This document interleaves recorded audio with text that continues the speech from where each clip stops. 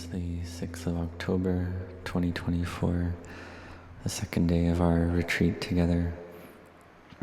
And now we have the opportunity to set our minds on the listening to the Dhamma, the teachings of the Buddha, so that we can understand the way of practice to bring our minds to suffer less. In order to suffer less, we need to have wisdom, have this quality of samadhi, right view, which is seeing birth, old age, sickness, death, separation from the loved, not getting what we want. These are all suffering or stressful. Or to be with that which we don't like, it's also stressful or dukkha. So we know this, we come to practice on retreat, and we've heard this before, but we're not yet able to know it. We don't know dukkha, we don't know suffering in truth, but we keep building the causes for suffering to arise. We keep creating the causes for stress to arise. Because when we know dukkha in truth, we see its cause, which is craving and attachment, tanha and upadana. So we practice to abandon that craving and attachment so that suffering doesn't arise. A comparison or simile we can make so these five aggregates, this body and mind, rupa and nama, the body, feeling, perception, formations, consciousness. It's like a hot iron ball. Wherever we touch it, on the top, on the bottom, the left or the right, anywhere, it's all hot all over. So these five aggregates, this body and mind, when this citta, this mind, clings to it, has attachment, wherever it has attachment, and suffering arises right there. So we see that ignorance, craving, and attachment is the cause for suffering to arise. And no one wants suffering, we all want wisdom. But whatever the case, we need to practice with a mind of letting go. We don't practice with a mind of craving. Because if we practice, or we have this craving like we want to become, we want to have, we want to be, then that's just more suffering. So we do it with the attitude of letting go. Sometimes in the course of training the mind becomes still. Some days the mind is still. Some days the samadhi is good, the peacefulness and collectedness is there, the thoughts reduce, the body and mind feel light, the mind's joyful and spacious, and this can go on throughout a whole day. So know that experience. And some days the mind is chaotic and agitated, not peaceful or collected. So again, we know that it's like this. Whether the mind's peaceful or not, the mind is just the mind. It's not a me, a mine, a you or yours, not a self. So we let go. We have mindfulness. If we get a lot of samadhi, then we don't become overly excited or happy about it. And if the mind's very agitated and chaotic, we don't get too unhappy about that, but we let go. So we practice like this. See that our foundation is the foundation of generosity and virtue. So we study the Four Noble Truths. Having understood that, we train, we have effort to practice, like on this retreat that we're all doing. Cultivate samadhi, this collectedness. And sometimes we feel that being in society or being at work is very chaotic or not peaceful. So we have mindfulness to know that experience, to know it in the present moment. Whatever sense impression or mood arises, we see, are we liking it or disliking it? And if there's liking and disliking, it means we're lost already. The mind that's liking or attracted to things, it's lost already in this or that. So we see these sense impressions arise and the mind proliferates based on them. So that's delusion right there. That's the mind being lost in attraction or aversion. So we teach the mind not to cling, not to grasp, that it's unstable, it's uncertain. If the mind has peacefulness, then it's easy to teach. But the mind that's not peaceful doesn't listen much. It's just the strength or energy, the mindfulness, the samadhi, they're weak. And so wisdom is weak as well. But never mind about that. Don't worry about that. When we are at that point, we have patient endurance, or khanti. If there's liking, then we know it. If there's disliking, then we know it. We patiently endure it first. We want to overcome it or want success, but we can't at that moment. So we patiently endure it first. This quality of patient endurance, it's the wealth of a practitioner. So we patiently endure well. And this is our sila parami, our spiritual perfection of virtue. And the sila parami is very important. We patiently endure. We have attraction, aversion, love, hate, greed, hatred, delusion. We patiently endure with it. We don't act on it. In this way, we're able to control the defilements, the kilesas. The kilesas are there, but they can't do anything. We struggle against them, make an effort to suppress them, to not act on them, and that's virtue. So we control the defilements with samadhi as well. So we have kilesa, and we learn to control them first, like putting a rock on top of grass. The roots are still there, but the grass can't grow. And whenever we lift up the rock, then the grass can grow again, because the roots are still there. So in the same way, samadhi controls the defilements. So we do that first. And we see, well, how do the defilements arise? Well, there's sense contact, and based on that, there's feeling tone. Based on that, there's craving and attachment, there's birth, becoming, and suffering. So we have to be very careful at the point of attachment, upadana. We have mindfulness right there. Mindfulness with the nose and odors, with the body and touch, with the ear and sounds, with the eye and visual forms, with the tongue and tastes, with the mind and mind objects. We see that kilesa arises right there. Liking and disliking arise right there. And so therefore we're careful right there. We have mindfulness to follow and watch over the mind. Whether standing, sitting, walking, or lying down, we keep a watch over the mind. So we train and practice like this. We endeavor in this way. And we reflect, what is it that makes the mind not peaceful? It's these old friends of ours that we've been tied together with for a long time already.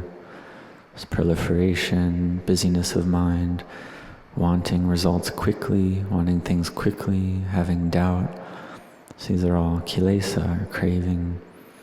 We fear that we're going the wrong way, going off the right path. We want results very quickly. The more we want quick results, the more doubts we get a great deal of doubt. And this makes our mind not peaceful. And there's anger, ill will, greed and wanting. These thoughts of hurting or harming lead the mind to be agitated and troubled.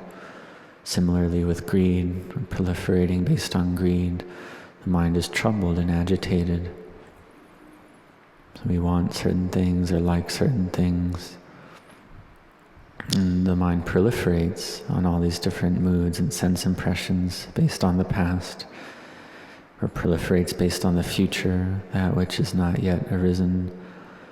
But the Lord Buddha taught to be in the present. So we train the mind to have peacefulness and collectedness in the present. So therefore we need a meditation object, a kammatthana.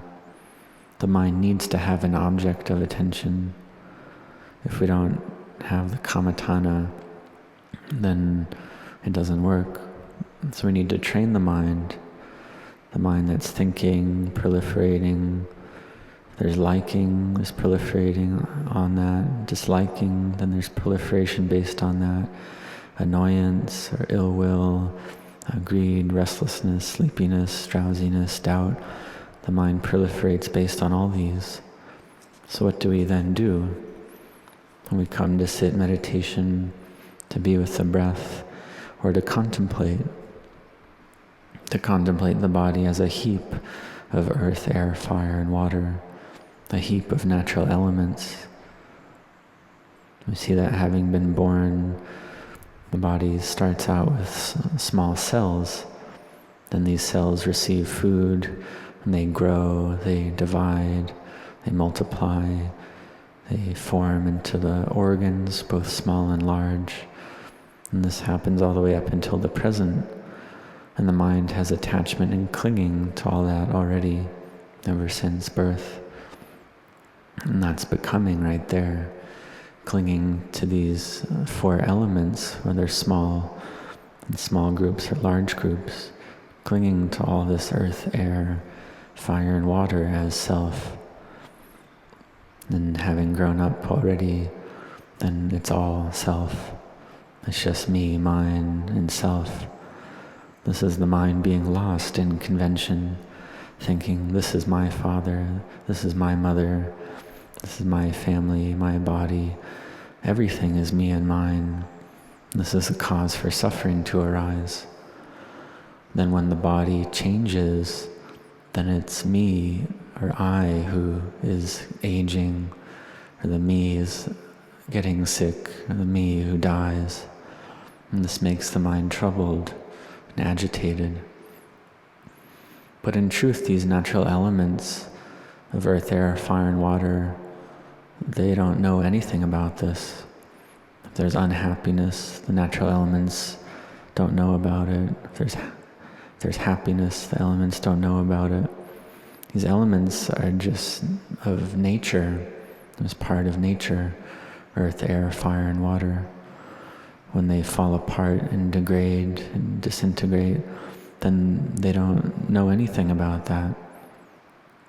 It's just this citta, this mind, comes to use these elements and then clings to them as my home, as mine.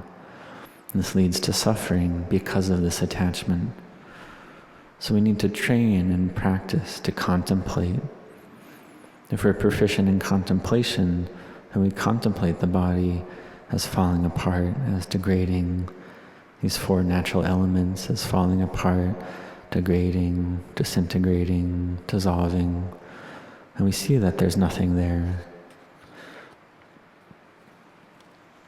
So the practitioner contemplates like this, to see the body as composed of natural elements, and we separate it out into the different elements. We separate out into earth. The earth degrades, disintegrates, dissolves until there's nothing left. There's nothing there. And the water disintegrates, dissolves until there's nothing there. The air disintegrates, dissolves until there's nothing there. The fire disintegrates, dissolves until there's nothing there. You see there's nothing there at all. Earth, air, fire, and water. It all degrades and passes away. There's nothing there. So where is the self to be found then? So the mind contemplates like this. In this way it can see not self, and can let go. This is the mind that lets go of the body. So we do this often, and if we let go just once, the mind is free. And the mind exits the world of convention and sees liberation, sees vimutti, sees this emptiness that's pure, a pure emptiness. This is the mind that's close to seeing the Dhamma, that which we call the Gotrabu Citta, Gotrabu Jnana, or the knowledge, or the mind and knowledge of the change of lineage. So understanding this, we see that it's just like this. All this practice that we've done already, all the doubts we've had, all those doubts are now gone. We start to see the truth. The mind's peaceful, well established in samadhi and stable, and then it's easy to do. The mind gathers, the body and mind feel light. There's rapture and happiness, a great amount of strength and energy there. And if there's a lot of strength and energy, the mind can go to one point. There's no thoughts at all. It's like looking at a clock and the clock doesn't move. Even if we want to think, the mind doesn't think.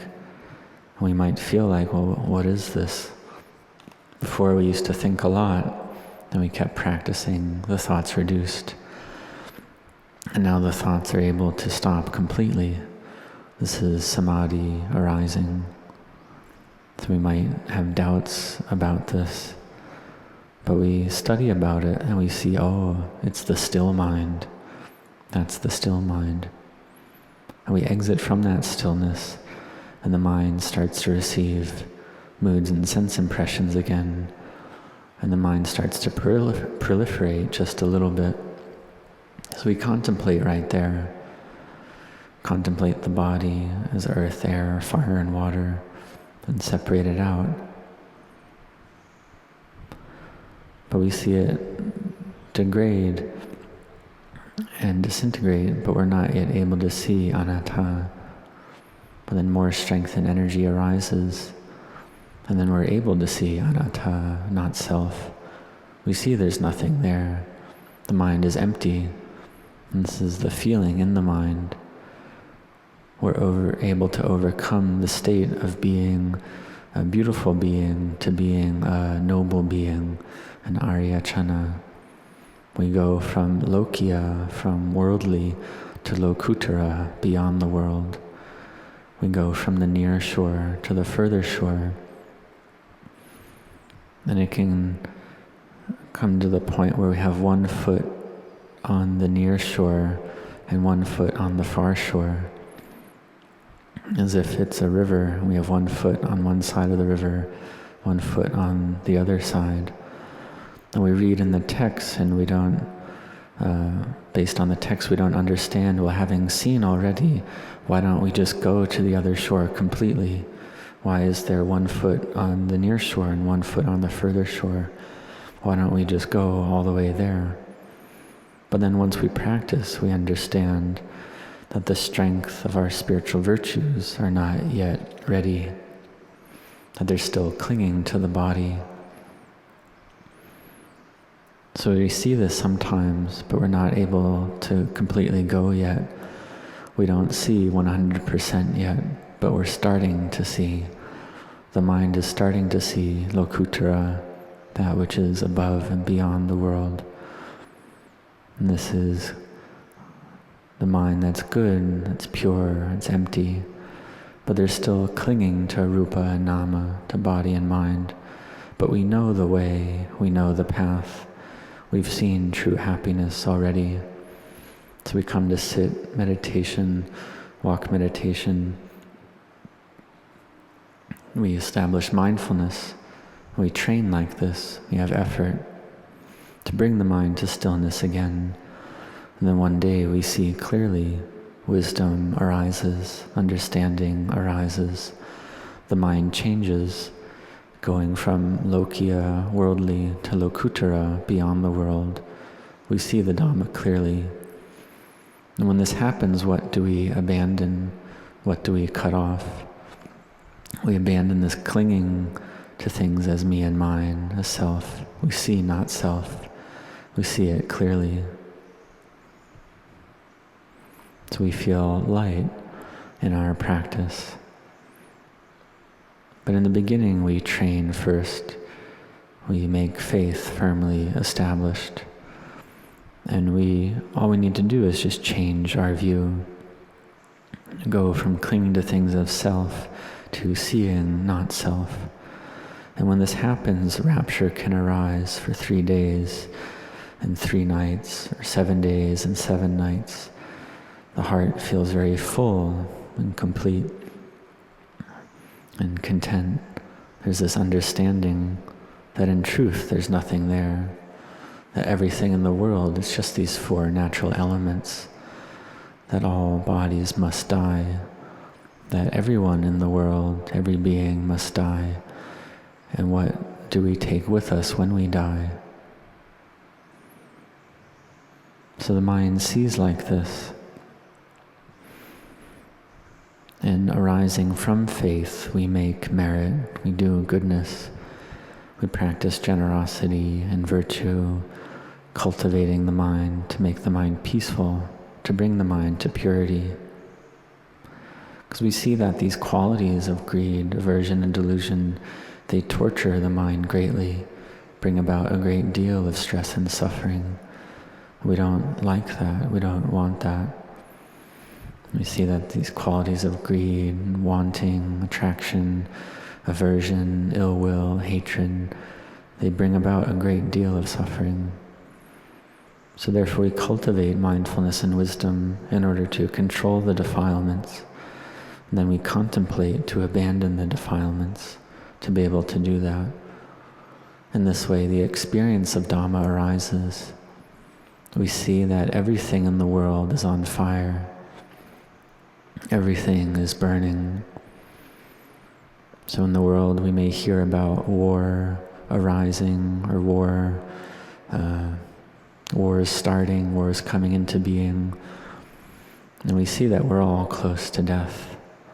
It's not just the people close to the areas of war that are close to death, but we're all close to death. There's no one who escapes old age, sickness, and death, but this fire covers over the whole world. A war may arise here or there, but in truth, everyone in the world will die. So this knowledge arises, insight arises, and the mind seeks a way out of this predicament, out of this suffering. So when we start to see like this, then we go on retreat, we practice, we give up our time, we give up the pleasure and ease of the world, which is something that doesn't last. And we come on retreat to train the mind in the meditation object, to practice, to cultivate generosity, virtue, meditation, to care for the Buddha's dispensation, to make merit, and to do that a lot. And we do merit, and we do goodness for the sake of abandoning defilement. We don't do merit for the sake of getting the results of merit, because the results of merit we are getting already. But what we really want is to not have greed, aversion, or delusion. So we set our hearts on this practice, on this training of the mind, just like we see the monastics gathered here, who have this firm intent to practice and train the mind. And they all want this true happiness of mind.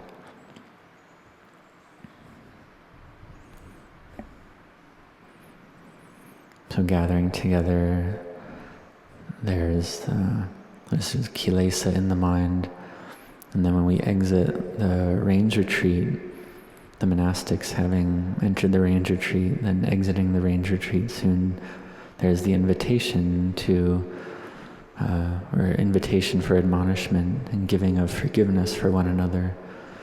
In this way we don't carry any anger going forward. So there might have been anger in the past, but we forgive, we let go, we don't cling to the past. It's already arisen and ceased already. So we establish the mind in the present. We see that it's not that, oh, this person did that, or that person did this to me or mine, because that makes the mind agitated, because it's all wrapped up with a sense of self. But in truth, there's no self there. It's all anatta, or not self. It's just ignorance proliferating in the mind, giving rise to conditioned formations. So we see, well, why should I be angry? Who is there to be angry with? This anger is just the kilesas proliferating in the mind. And so we practice to give forgiveness. which is the magga, the path. So we need to be careful with this point. We see that the defilements fight with the path. The kilesas fight with magga. So we practice to give forgiveness, which is a type of generosity. We give external or material things, which brings a great deal of benefit. But this giving on the inner level brings even greater benefit. So we control the defilements, we control ill will. And when we're able to do that, then it's easy to make the mind peaceful. We cultivate the divine abiding of loving kindness, the metta, Brahma Vihara, to care for the mind. So we train and practice like this, to be with the breath, to be with Bhutto. If the mind's very busy and agitated, then we chant a lot, we chant quickly, in order to bring the mind to peace and collectedness. So we do this every day, and in the end the mind gathers in samadhi and peacefulness. And it's similar to the feeling where we get hungry for food, but the mind feels like it's hungry for samadhi or wants samadhi. We come to sit for an hour, we feel very at ease. Or we sit for 2 hours, and that's even better if we have the time. So we keep training, and in the end we're able to understand the Dhamma, understand the path clearly. Suffering reduces. And this is walking the path of sila, samadhi, panya, our virtue, collectedness, and wisdom. We have right view. In the end, the mind gathers in peace, and we can control the defilements. And based on that peace and samadhi, then we contemplate with wisdom, contemplate these 4 elements as empty in order to abandon the defilements. And then in the end, we're able to cut off the defilements. This is what we call sotapanna. We're entering the stream. And what is this stream? It's cutting off attachment. It's not that there's a self or a me or a mine, it's not that the I or the self enters the stream, but what it is, it's cutting off the defilement. Just in terms of convention, we call it entering the stream. But it's not that we try to get that, not that we try to get sotapanna, but what our effort is directed at is to abandon defilement. What we make effort for is to let go or cut off defilement, to change our view. In terms of samuti or convention, we call it sotapanna or stream enter. And all of you are walking on the path to stream entry. So may you all set your hearts on this. Today is the 2nd day of our retreat together. So may you all have minds that are collected and peaceful. May you meet with true happiness. May you grow in blessings.